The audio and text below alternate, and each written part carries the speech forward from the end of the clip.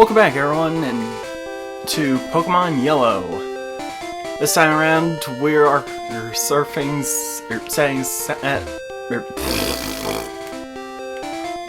me try that again.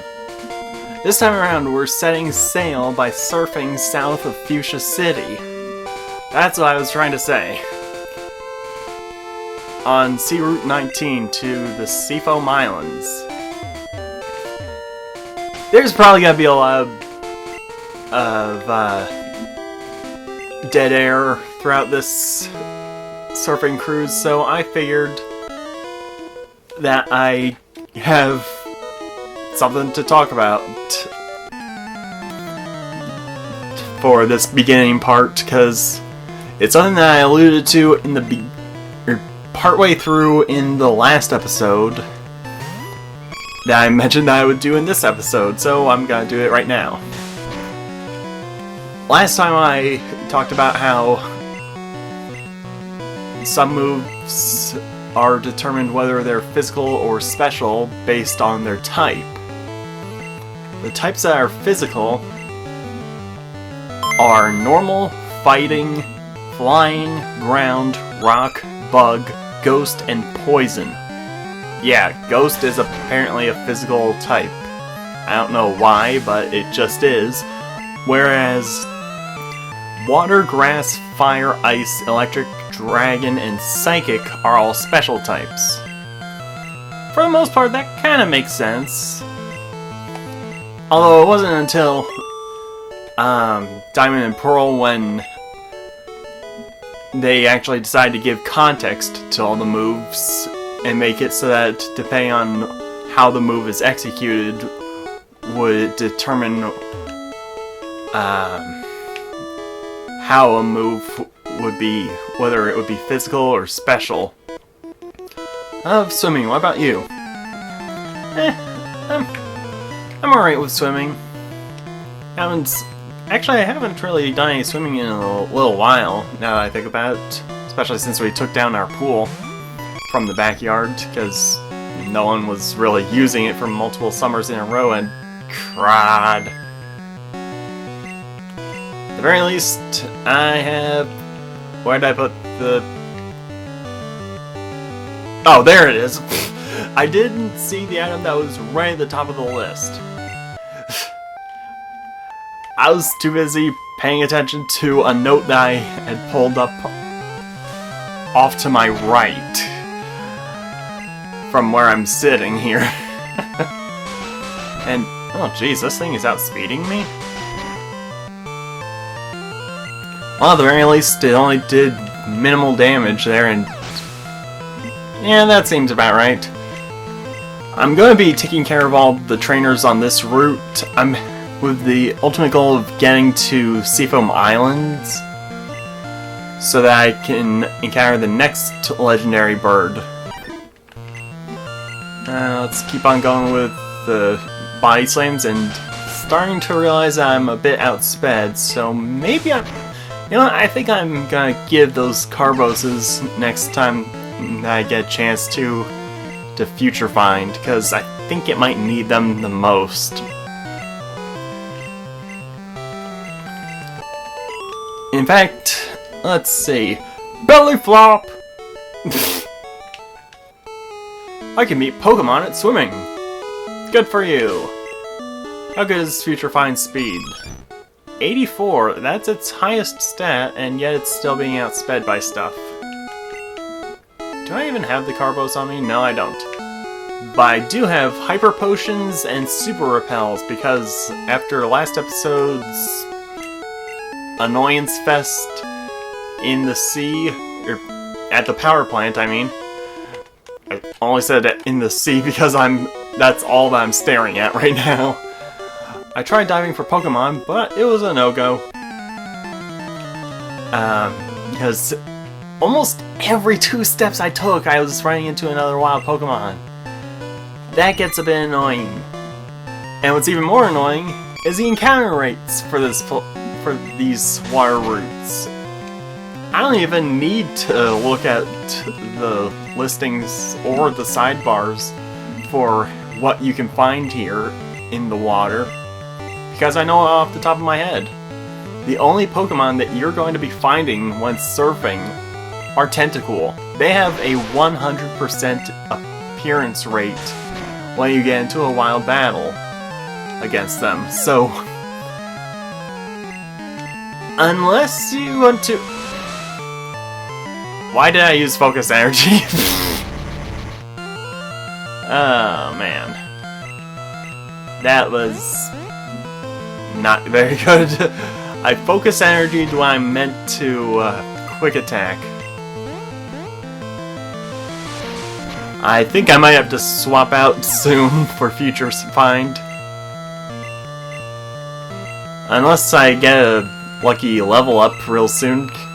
Actually, then Salad gained a level up, because I was going to say maybe I should switch out to Salad since he hasn't leveled up yet, but nope. There we go, he gained a level up. And is this the first Sea King we've seen so far? Because I feel like it might be. Alright, confused no more and just in time too.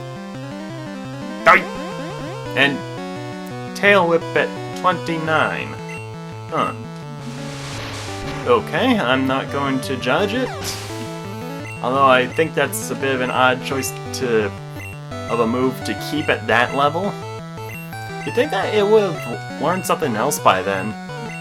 Probably next time that it learns a move, it'll have forgotten that move. Help! You have to fish for sea Pokemon. Let's see. Did I fight you? No, I didn't. What's beyond the horizon? More ocean, and many other regions. Ones I'll probably be encountering sometime in the future. Not the near future, but the future nonetheless. Because I want to space out my Pokemon LPs. Especially for the games from Gold and Silver up to Pokemon Emerald, because I really need to get around to fixing those cartridges. Because I plan on making heavy use of the trade features in Gold and Silver for one reason or another, possibly for team members, and also for Pokédex completion, because I'm gonna be going back to full-on out filling out the Pokédex all the way through, and if this game's save file sticks that long, then I could probably bring in some All-Stars from this LP. If only just to fill out some spaces on the Pokédex, because some of the Pokemon in this game are not available in those games.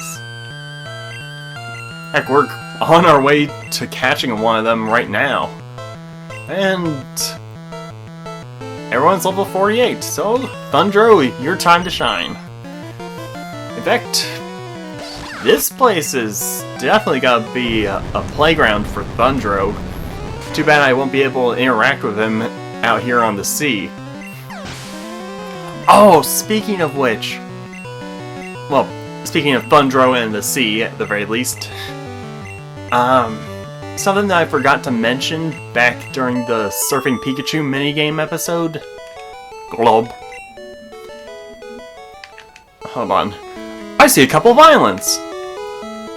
Is that if you teach your Pikachu Surf through Pokemon Stadium and decide to use Surf instead of this sprite for your surfing self, it'll be replaced with a Pikachu on a surfboard.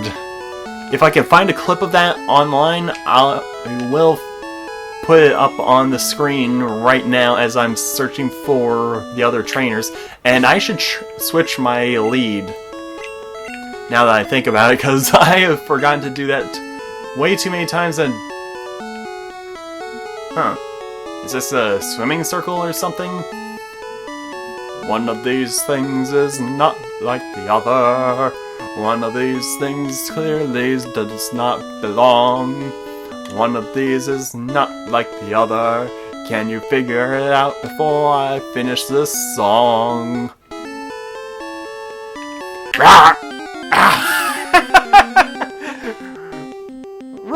soon as I was about to go up and, I don't know, just be weird in front of another trainer, I get encountered with a tentacle. Rah! These wires are treacherous. Oh jeez. The timing of that tentacle was terrifically... I don't know where I was gonna go with that. It was just terrific. That tentacle had terrific timing. But that one didn't, because it had a terrible time for a tentacle.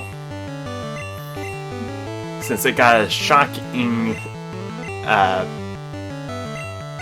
should probably just stop with these alliterations, because I can't really keep them going forever like I'm trying to.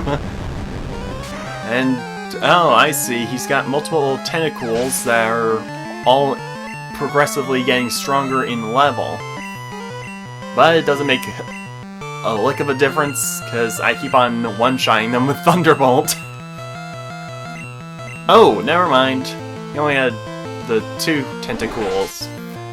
No, I'm not gonna keep on going with those alliterations. Although, for all I know, he might have a 3rd tentacle later on in his party.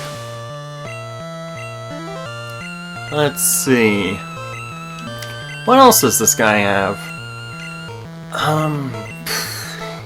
Oh yeah, now that I think about it, back on the Surfing Pikachu minigame, that house actually did get a bit of a reference in the show.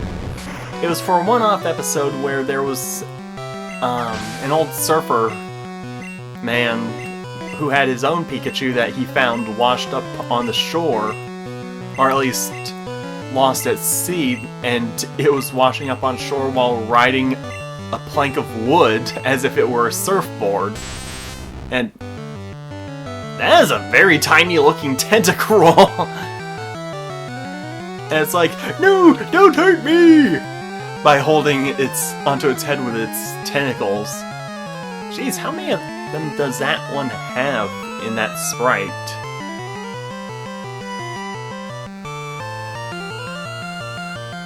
It looks like it has 12. Oh well, they're all gonna fry just like the others. And just as I said, it fried just like the others. Anyway, the surfer guy and his Pikachu that he found washing ashore, it somehow had the ability to sense the waves. Oh, dangerous! Yeah, its eyes would start glowing blue, and it could sense when a giant wave would be coming up. So it would be kind of like an early warning system for that guy on when he could get a chance to go surfing. Oh, I just love your ride. Can I have it if I win? No. I've been through too much with Tsunami to just give him away to someone else at this point. And no, your beauty shall not sway me, regardless.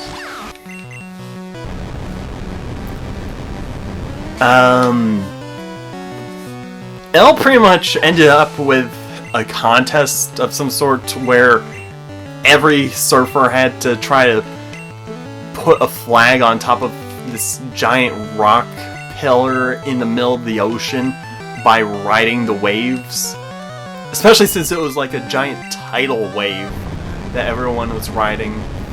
Most of them could only get partway up that pillar with their flags, but the guy with the wave detecting Pikachu was able to ride the wave high enough to put his flag on the top of the pillar.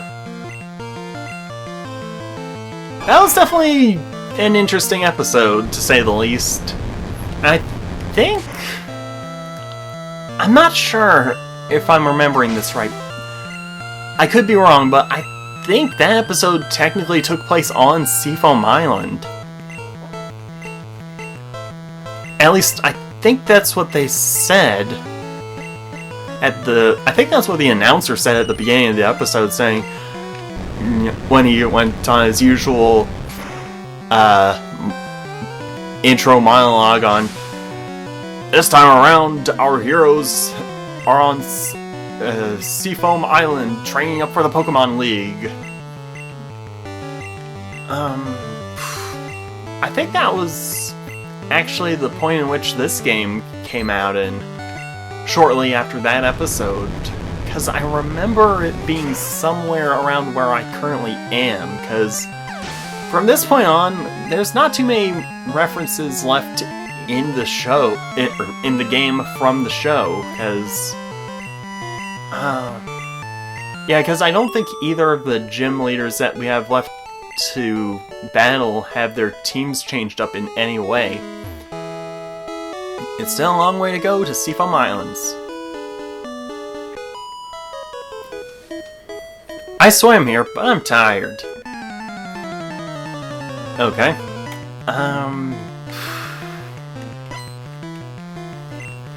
Yeah, I don't know if there's anything else related to the show in this game from this point on. Because I think they've already exhausted almost everything. Although, I'm kind of curious about how some of the trades are from this point forwards with certain other characters. Because there's a trainer in Cinnabar Island that wanted to trade a Raichu for... what was it? Shoot, I forgot what it was that he wanted to trade for, and I should have switched out Thundra right there. Yeah, I should switch out Thundra if this person has another Pokemon. Okay.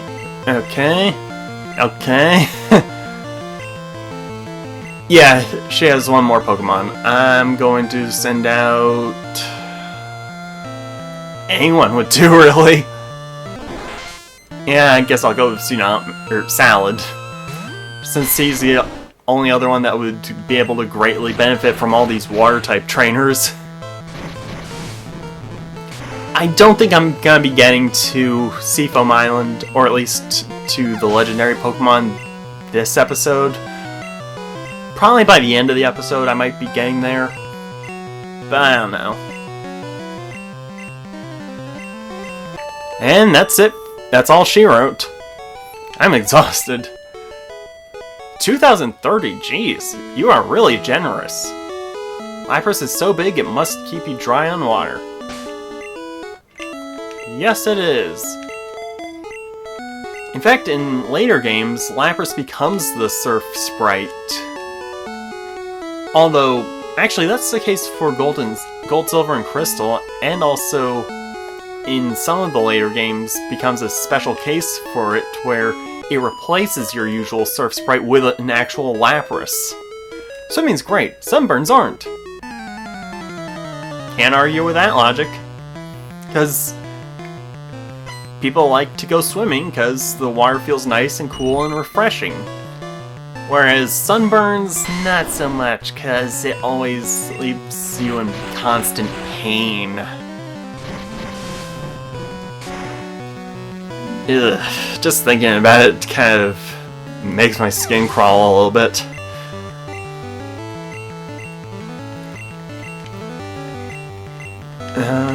Then again, I haven't really gotten sunburns very often. I guess because I usually put on a fair amount of sunblock before going to the beach. Unless it's a particularly cloudy day, then I don't need to. You know, now that I think about it, summer is quickly approaching at the time of this recording. And maybe I should start taking my daily walks from my house to the beach again. Shocker! Well, once it starts warming up, at least. My boyfriend wanted to swim to Seafoam Islands. Okay. Anyone over here? No, this is a deserted corner.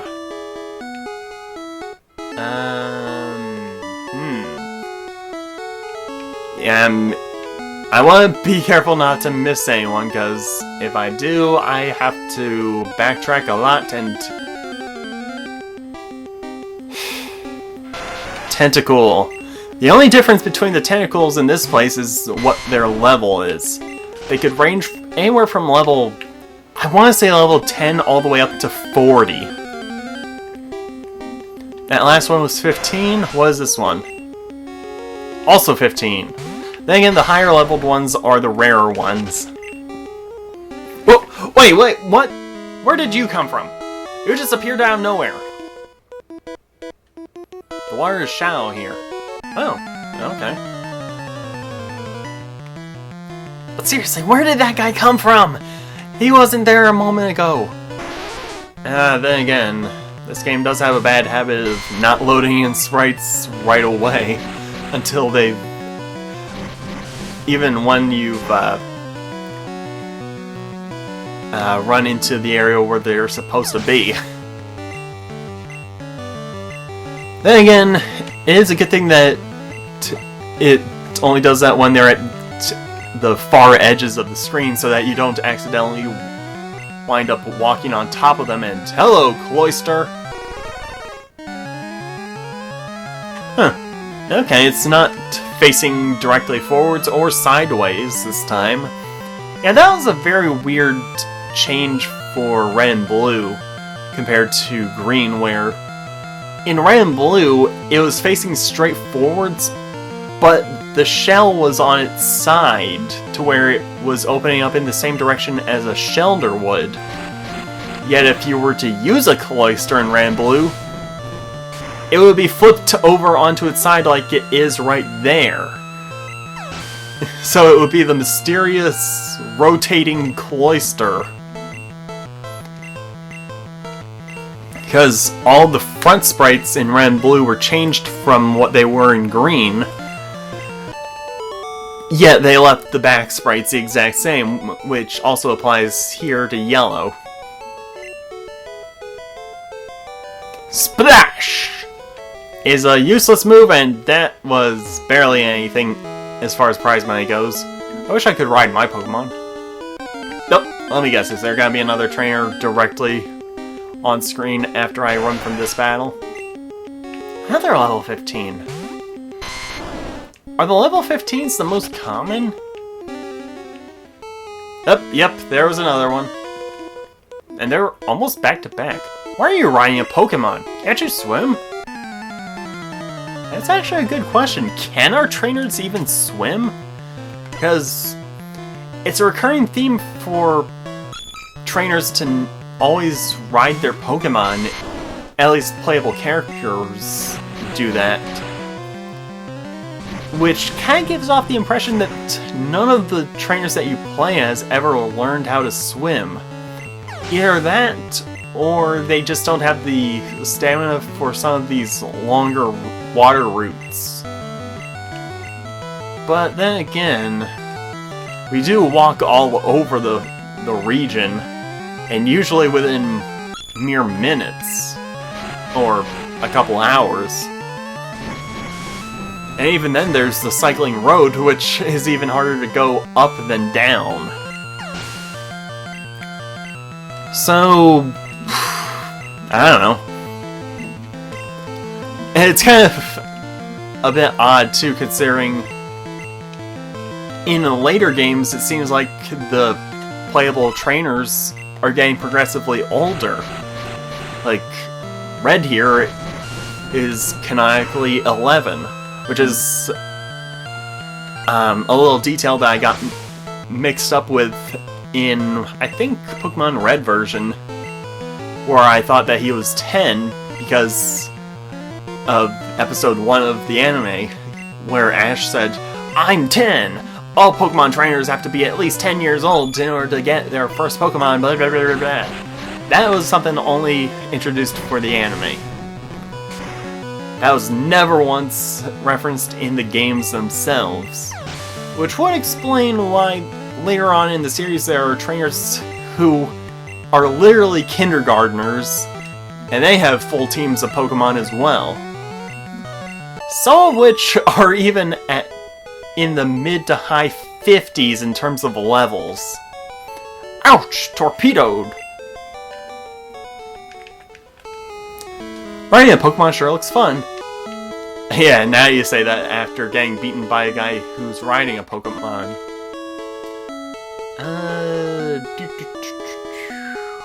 I think we're almost there. Yep, there's another trainer that I probably... What? Is he gonna spot me after this battle? And it's the level 40 Tentacle. You know what? Because it's a high level, I'm going to fight it. These are probably the best source of experience on the water routes after you've taken out all the trainers. Wow, even with a critical hit, it wasn't enough to take that thing out. And it didn't do too much in terms of experience. Yep, knew it. Seafoam is a quiet getaway. Seafoam? What is that? I keep on jumbling up my words and coming up with weird new words that don't even make any sense. And hey, it's a Seadra. Something that you don't see too often unless you go fishing in Silence Bridge. Yeah, it's one of the two Pokemon that you can find when fishing with the Super Rod. Speaking of which, you can't fish while surfing. That's something that they actually introduced in Ruby and Sapphire, is being able to surf while fishing, or fishing while surfing. You get what I mean. Which, I'm kind of surprised it took them that long to figure out to be able to think to do that. Unless they did think to do that from the beginning, but couldn't because of space limitations, which... that's completely understandable, considering that on such a small Game Boy cartridge, or even Game Boy Color ones, they still crammed in as much as they possibly could with these games. And still left enough space for some customizations in the game, like being able to name any of the 151 Pokemon in the game, as well as being able to create a custom name for your character and your rival, and also being able to have whatever possible moveset combination for your Pokemon, let alone whatever combination of Pokemon that you want. There's a huge cavern underneath this island. If it's level 40, I'll fight it. Nope, I'm not gonna fight that. So yeah, I was right. As low as level 10 and as high as level 40. And... oh. Now, if this wall weren't here, I could just keep going and land straight at Seafoam Island. But nope, that's not the case. Yep. Hey, Thunder.